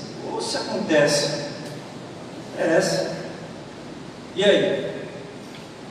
E é vice-versa, viu, irmãos? Estou falando aqui de moça, mas tem moça também que faz muito rapaz sofrer. Começa a namorar com um rapaz aqui, o rapaz é direitinho, parece que não dura muito tempo, aí já vai atrás do outro. Fica brincando com o sentimento das pessoas. Isso é tanto homem quanto mulher, viu, irmãos? Não quero aqui generalizar, moço, rapaz. Um ou outro. Isso acontece, isso é coisa do ser humano. Isso é coisa de ser humano. Então, cuidado com essas questões da sexualidade. Tá? Problema de homossexualidade dentro da igreja. Aí que é outra palestra, né? Mas não seria eu, mas daí é outra palestra. Por quê? Porque a gente vive diante de um conflito. Mas estou dentro do tempo que me deram, tá? Pode falar que foi uma raiva, claro. Mas nós estamos dentro do tempo. Que conflito é esse? O rapaz tem um problema, né? Um trejeito, alguma coisa do tipo. Aí tem aqueles que excluem porque ele é diferente. E ele se sente excluído porque a igreja era o lugar que ele pensava que ele ia receber apoio. Problema da sexualidade. O que ele vai pensar? Vai ter conflito interno. Não, eu vou para o mundo, porque na igreja ninguém me ajuda. É certo que a igreja também não vai atuar com a homossexualidade. Ninguém vai aceitar a homossexualidade dentro da igreja. Só que a pessoa que está passando por um problema, ela quer a ajuda da igreja. Mas a igreja, da mesma forma que o suicídio, boa parte das igrejas, não sabe ajudar. Aquilo ali vai contaminar meus jovens, vai influenciar meus jovens, vai desviar meus jovens. E aí, irmãos, se a gente for fazer isso aqui, nós vamos pegar uma pranchetinha e ficar lá na frente da igreja e falar assim: quem você era antes da vida para a igreja? Quem você era? Você era traficante? Não é. Não, você foi bonzinho e tal, eu só era católico, eu só fazia qualquer coisa, mas nunca roubei, nunca fui mulher. Hã? Não vamos ficar na igreja, na porta da igreja fazendo isso? Acepção de pessoas? A igreja é um hospital. As pessoas vêm aqui para sair daqui curadas, restauradas. E elas precisam sair daqui dessa forma, porque o cabeça da igreja é Jesus Cristo.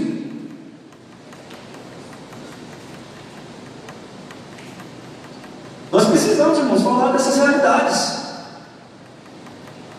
Sabe por quê? Porque muitas das vezes nós olhamos para uma pessoa que tem problema com uma afetividade e a gente não sabe que aquela pessoa foi abusada quando era criança, que o pai dela ou outra pessoa adulta maltratou ela. A gente não sabe que a moça via o pai espancando a mãe, por isso ela não quer casar, ela não pensa em namorar, ela quer viver sozinha, porque ela pensa que todo homem é igual ao pai dela. Isso não se fala na igreja. Aí o jovem tem problema de homossexualidade, não sabe onde procurar ajuda, vou para o mundo. Amigão, vou dar um conselho para você, só para sintetizar e voltar ao tema. Da mesma forma que você tem que lutar contra a sua carne, para você não desejar ou pecar como homem, Qualquer um que está aqui dentro desse templo também tem que lutar contra a sua carne para não pecar contra uma mulher, ou pecar com um homem. Eu sou casado, mas eu não posso pecar com outra, cair em pecado, cometer pecado com outra mulher. Então a luta, o princípio é o mesmo de uma pessoa que sofre com homossexualismo, homoafetividade, e de uma pessoa que é heterossexual. A luta é a mesma, é contra o pecado. Não existe um caminho mais leve e um caminho mais pesado. Todos nós temos que orar, nós temos que jejuar, nós temos que vigiar, senão nós pecamos. Ninguém é super-homem. Agora nós precisamos estar preparados para lidar com esses problemas. Eu recomendo, pastor, lá na sede tem um jovem chamado Carlos Serra.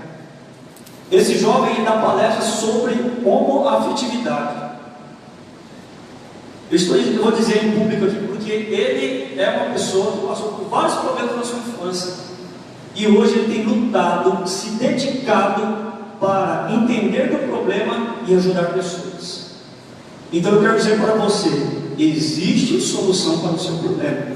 Talvez você não encontrou o caminho, a porta, você não encontrou a saída, mas eu quero dizer para você, existe solução para o problema da homossexualidade, tá? Não é de depressão, carregando a bateria.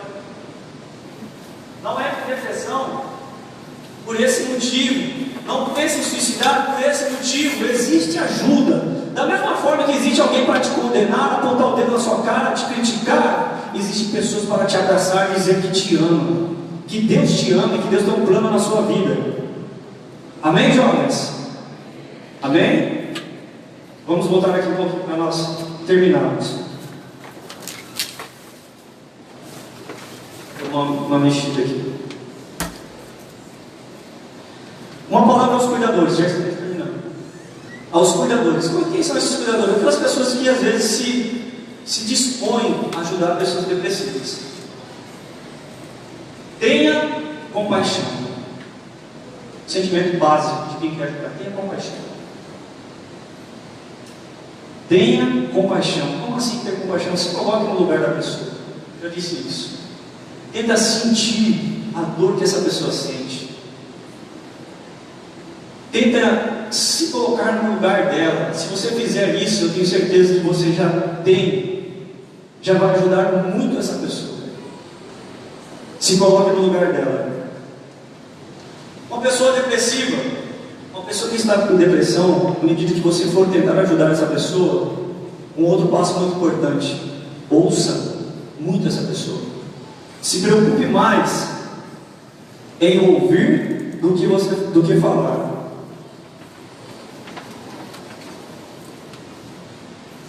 Quando uma pessoa te procura para conversar, para falar dos problemas dela, sabe o que ela está fazendo? Ela está dando nada mais, nada menos dizendo: pega para você esse tipo de passagem, vem para uma viagem comigo. Ela quer você, ela quer te ouvir, ela quer falar com você. Então, entregue a sua vida, o seu ouvido, a sua atenção para ela por alguns minutos. Eu penso comigo, quando Deus falou para Elias, que Elias comeu, ele deitou debaixo do pé de zimbro e falou: Deus, tira a minha vida. E aí ele foi lá e levou pão e água para ele. Ele comeu, bebeu e voltou a dormir. O anjo foi lá e deu uma animada nele. Peraí, Elias, vamos de novo aí. Acorda, rapaz, grande é a sua jornada. Esse é o papel de Deus, é nos ajudar. Só que a Bíblia diz que depois que ele comeu e bebeu, ele foi para o deserto. Olha só, ele poderia ir para um lugar melhor, foi para o deserto, entrou dentro de uma caverna. Ele não queria falar com ninguém. Isso fala de humanidade. Jesus, quando ele estava prestes a ser crucificado, ele foi orar e ele olhou para os seus discípulos assim: mas vocês não podem vigiar nem uma hora comigo. que você aprende aqui, jovens? O lado humano de Jesus. Jesus também precisava de pessoas. Jesus precisava de companheiros. Ele tanto teve situações que ele precisou de pessoas. Ele tanto precisou de pessoas, como teve momentos na vida dele que ele quis ficar só. Depois que João Batista foi decapitado, ele entrou dentro do barco e foi para o mar ficar a sós. Sabe por quê, jovens? Porque o próprio Jesus, que era Deus, também era ser humano.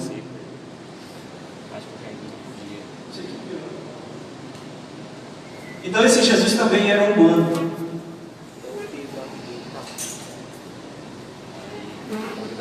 Nós também temos isso, irmãos. Nós também somos humanos.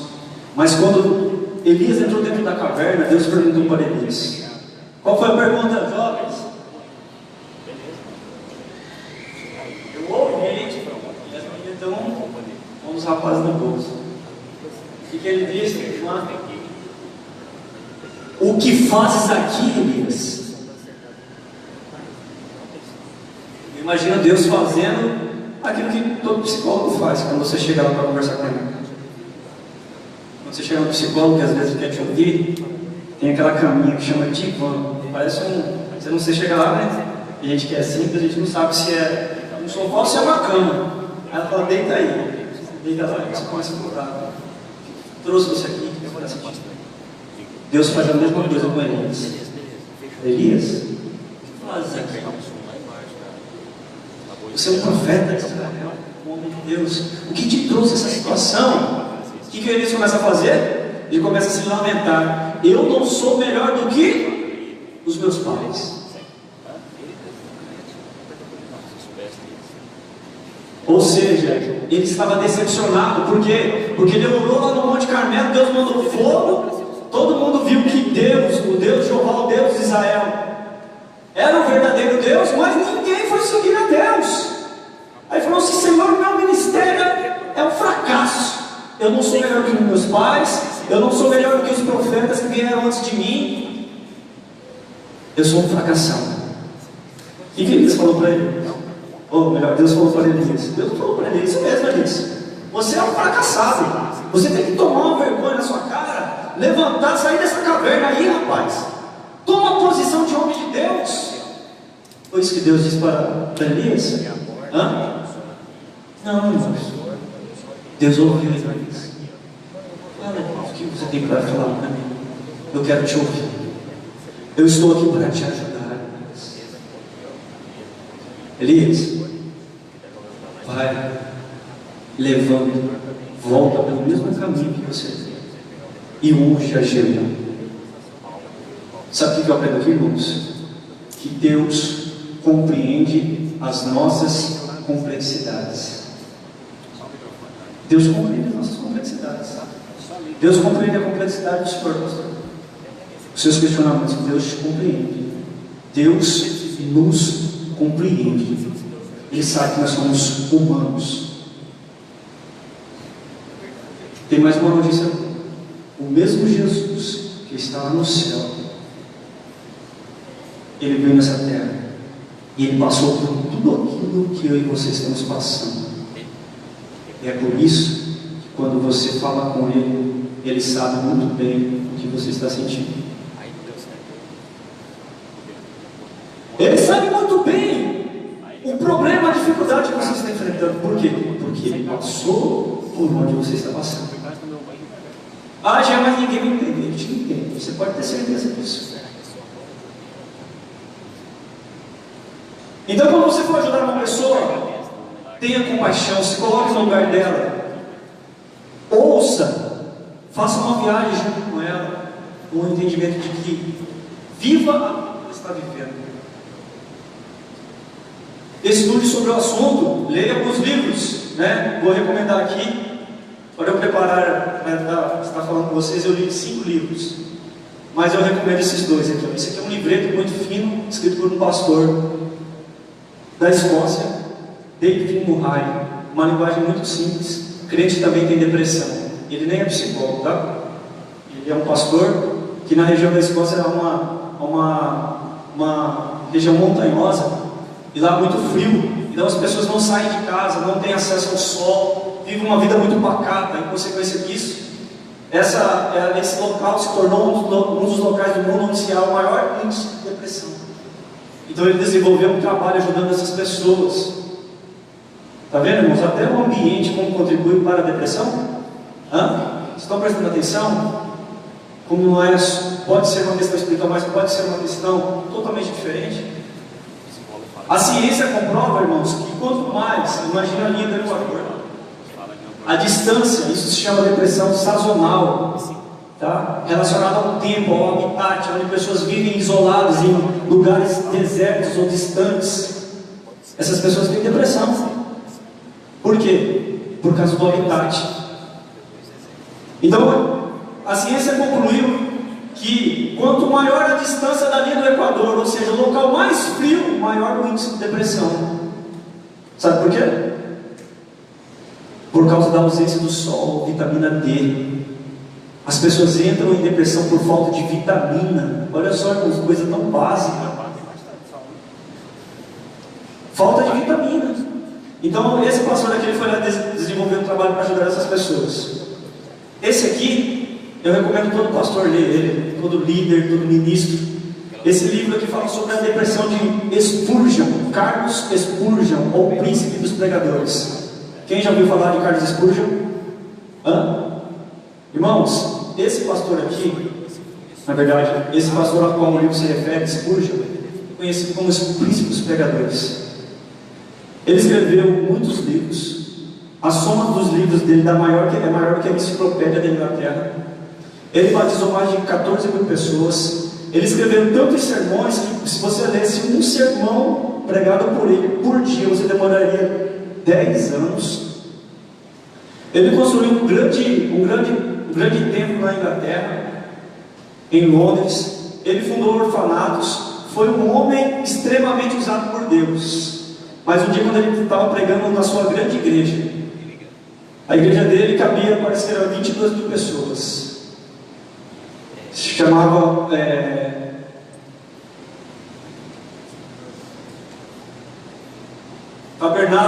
Tabernáculo Metropolitano, lá em Londres. Ele estava pregando, a igreja cheia, não comportava. Alguém brincando gritou: fogo, fogo. As pessoas começaram a sair correndo da igreja. E nessa brincadeira resultou na morte de 7 pessoas e um ferimento de 28 pessoas. Esse homem entrou em depressão, um pastor de nome, tá? Por isso que eu falei aqui que o pastor também entra em depressão. Eu não estava aqui desrespeitando de maneira nenhuma os nossos ungidos, os nossos homens de Deus. Eu só estou querendo conscientizar a igreja que diante de problemas, pastor também é ser humano, pastor também sofre, pastor também chora, pastor também passa por momentos de solidão, pastor também precisa de ligação, pastor também precisa de visita, líder precisa de visita, líder precisa da atenção de jovens. Eu sou líder, irmãos. Mas voltando aqui para Spurgeon, ele entrou em depressão, ele não conseguia nem sequer pregar. O nome dele se tornou matéria de diversos jornais na Inglaterra e nos Estados Unidos. Aquele famoso homem de Deus, escritor, pregador, que construiu o maior templo da Inglaterra, em Londres, estava agora em depressão e não conseguia nem pregar. E nos diz a biografia de Spurgeon que certa feita ele não foi convidado para pregar, ele pediu para um obreiro substituir. Ele disse assim: eu não vou ficar na igreja hoje. Ele entrou dentro de uma igreja metodista, sentou no fundo da igreja, que ele não conhecia ninguém. E diante daquela depressão, diante daquela situação de depressão, o pregador começou a pregar, e começou a pregar com base num sermão de Spurgeon que ele havia escrito. Quando terminou a pregação, ele foi lá cumprimentar o pregador do pastor, e o pastor pediu perdão para ele, porque ele estava pregando a mensagem que ele havia escrito. E ele falou assim: não preciso pedir perdão para mim, eu precisava ouvir aquilo que eu disse muitas vezes. E ele sentiu ânimo e força para continuar seu ministério. mas morreu sem receber a cura da depressão. Nessa época não existia a palavra depressão. Você lê o livro, o título dado à depressão chamava melancolia. É por isso que você não encontra a palavra depressão na Bíblia e em livros antigos, porque o nome depressão só surgiu em meados do século XIX. Amém? Então os cuidadores, estude sobre o assunto, leia algum livro. Esse livro aqui é fininho, é muito bom porque ele usa uma linguagem simples para as pessoas que não têm conhecimento científico. Ele tenta deixar isso muito claro. E esse livro aqui se chama A Depressão de Spurgeon, Esperança Realista em Meio à Angústia. Tá? Para terminarmos. Na matemática de Deus, jovens, não existe perda. Talvez você esteja pensando: por que eu estou passando por isso? Por que a vida é tão difícil? Por que isso está acontecendo comigo? Paulo escreveu aos Romanos: todas as coisas contribuem para o bem daqueles que amam a Deus e são chamados por seu decreto. Todas as coisas contribuem para o bem. Só que a grande diferença é que eu e você, nós queremos selecionar aquilo que nós achamos que deve acontecer e aquilo que nós achamos que não deve acontecer. Se Deus fosse perguntar para Naamã, Josué: Naamã, você vai ser rei. Eu tenho certeza que ele ia falar assim: opa, eu vou ser rei. Naamã, eu vou dar um grande território, uma grande faixa de terra para você. Você vai ser um imperador. Você quer ser um imperador? Eu quero ser. Naamã, você quer ser um homem rico? Eu quero ser, Senhor. Mas estava lá, o general enfermo. E o que Deus disse para ele? Vai no Jordão e mergulha quantas vezes? Vai lá no Jordão e mergulha 7 vezes, Naamã.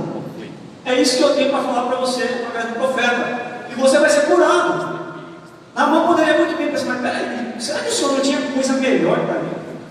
Será por que está acontecendo isso? Será que é necessário passar por isso?